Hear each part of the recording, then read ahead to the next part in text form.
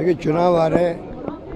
एक तरफ तो पूरे प्रदेश के अंदर पंचायत राज के भी और नगर निकायों के भी, दूसरा है कि कार्यकर्ताओं में अति उत्साह है। पूरे प्रदेश के अंदर ये माहौल बन चुका है अभी से ही, जो कि बहुत कम होता है। जनरली सरकार बदलती है तो 1.5-2 साल लगते हैं, तब माहौल बनता है।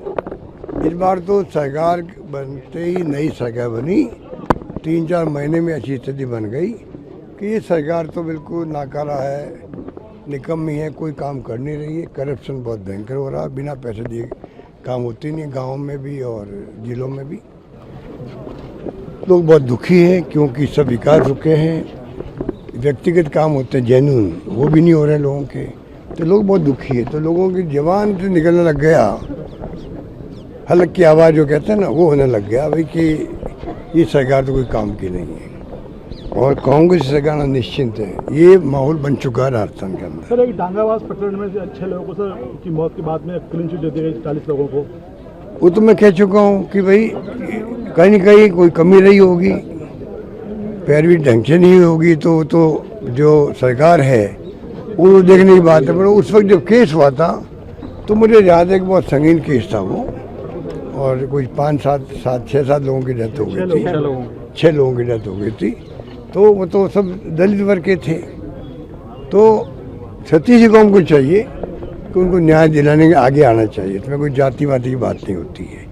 कई काम ऐसे होते हैं, कई घटनाएं ऐसी होती है, उसमें अगर जाति तक अपन सोचेंगे तो वो समाज के इंटरेस्ट में नहीं है, किसी के इंटरेस्ट में नहीं होता वो। इसलिए मैं उस रूप में देखता हूँ उसको। सर, ओबीसी आयोग की रिपोर्ट को लेकर भी चर्चा है, जातिगत जनगणना हुई नहीं, ओबीसी आयोग की रिपोर्ट जो सरकार अब रिपोर्ट प्रकाशित तो करे, छिपा के रखी भी इन्होंने। ये केंद्र सरकार भी यही काम करती है और इनका भी यही काम है। ये कोई रिपोर्ट को बाहर आने देते नहीं है, ये इनका तरीका होता है काम करने। सर, एक झारखंड में जो है पुलिस का बैठक चला, लाठीचार्ज हुआ छात्रों के ऊपर, लगातार बढ़ रहे हैं देश में। देखिए, छत्तीसगढ़ में जो कुछ हो रहा है, राहुल जी ने कहा कि भाई वायलेंस नहीं होना चाहिए, हिंसा नहीं होनी चाहिए। ये तो कांग्रेस का स्पष्ट मत है पहले से ही कि नॉन वायलेंस हो कहीं पे भी, उस ढंग से हम लोग सोचते हैं वही होना चाहिए। सरकार हमारी है वहाँ पर, तब भी हमारा कहना है कि भाई सरकार को चाहिए वो समझ करे, बातचीत करे और मुद्दा हल करे बैठ करके। ये बात मेरा मानना है। और राहुल जी लगातार शिक्षा की नीतियाँ हैं जो राजीव गांधी जी ने बनाई थी, HRD मिनिस्ट्री, मानव संसाधन मंत्रालय, और वो मानव संसाधन मंत्रालय जो है वो इतना इम्पोर्टेंट था कि कोई सोच नहीं सकता। PV नरसिम्हा राव जी बाद में प्राइम मिनिस्टर बने, वो मंत्रालय के मंत्री थे जब मैं खुद मंत्री था केंद्र में तब। आप बताइए, उस मंत्रालय को सौंप दिया धर्मेंद्र प्रधान जी को, जो RSS कार्यकर्ता थे, तो वो कैसे इस मंत्रालय को संभालते? उनकी रुचि तो अन्य कामों में थी, तो वो संभाल नहीं पाए और ये घटना हुई। अब ये इश्यू बन गया बच्चों में भी।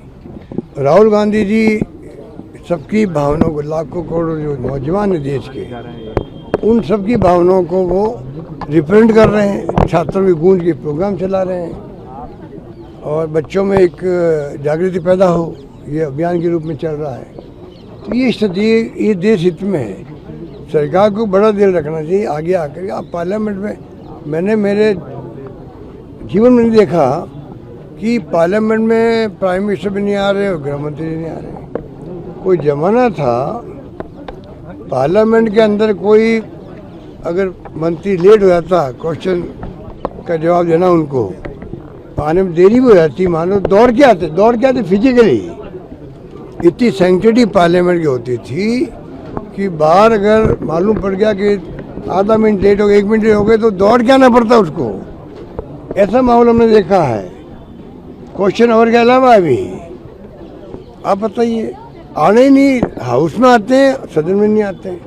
ऐसा आज तक देखा नहीं है। ऐसी परंपराएं बन रही राजस्थान में, जिससे चिंता लगती है कि देश की दिशा में जा रहा है। कि दिशा में जाएगा कोई नहीं जानता, कि सब जुडिशरी दबाव में, इलेक्शन कमीशन दबाव में, ED है ही, इनकम टैक्स और ये तो CBI वगैरह से दबाव में काम कर रहे हैं। तो सरकार की बहुत फजीहत हो रही है, क्रेडिबिलिटी बहुत डाउन हुई है। मेरा मानना है कि अभी देश और दुनिया में चर्चा है हिंदुस्तान की, ये मेरा मानना है। जिस तरीके से पर आपका क्या कहना है, जो केंद्र सरकार लाने के प्रयास में है, परिसीमन बिल लाया जा सकता है? परिसीमन मैंने अभी अंदर भी कहा, मीटिंग में मैंने कहा है, बहुत खतरनाक खेल खेल रहे हैं लोग। आसाम में जो इन्होंने कहा किया है, इन्होंने एक तरफा कर दिया परिसीमन, कोई सोच नहीं सकता ऐसा कर दिया। हारे कैसे कांग्रेस, और वही चाहते पूरे देश के लिए, चाइना की तरह, रशिया की तरह, उत्तर कोरिया की तरह, जहाँ हजार की वहाँ पे संसदें हैं, 900 की, 1000 की संसदें हैं, और वहाँ डेमोक्रेसी है नहीं। इलेक्शन कमीशन भी नाम का है वहाँ पर, चुनाव एक तरफा होते हैं, एक ही पार्टी के लोग जीतते हैं। तो वो स्थिति बनाना चाहते हैं इस देश को, वो खतरनाक है। आगाह करना राहुल गांधी जी का काम है, विपक्षी पार्टियों का काम है, ईडी गठबंधन का काम है, हम सबका काम है। और मैं सबको आह्वान करता हूँ, जनता को भी, कार्यकर्ताओं को, नौजवान पीढ़ी को भी, आप वाच करो देश में क्या हो रहा है, वरना इतिहास हमें ही माफ़ नहीं करेगा। हम आवाज़ उठा रहे हैं, और अभी जो बच्चों ने जो राहुल गांधी जी जाके बैठ गए वहाँ धरना दे दिया PM हाउस के बाहर, इधर वो जो CJP पार्टी थी उन्होंने धरना दिया जंतर मंतर पर। पूरे देश के जो नौजवानों ने, तमाम इंडिया गठबंधन के जो लोग थे, कांग्रेस के लोगों ने तो ऑफिशियली प्रदेशों में, जिलों में, ब्लॉकों में आंदोलन किए। उस वक्त में सब नई पीढ़ी वापस सड़कों में आ गई थी। ये जो हुआ है उससे उम्मीद बनती है कि ये आसानी से जमहूरियत को ख़त्म नहीं कर पाएंगे। आशाबंदी है मुझे, मैं मेरे लिए कह रहा हूँ, मतलब मैं खुद घबरा रहा था, ये एक दिशा में जा रहे हैं, तो आगे क्या होगा। तो ये मुझे लगता है कि अब जो ये नई पीढ़ी जाग उठी है राहुल गांधी के नेतृत्व में, मुझे लगता है उसका फर्क पड़ेगा। आपके राज्य की खबरें, आपके शहर की खबरें सबसे पहले जानने के लिए देखते रहें अमर उजाला। चैनल को सब्सक्राइब जरूर कर लें और पाएं हर अपडेट।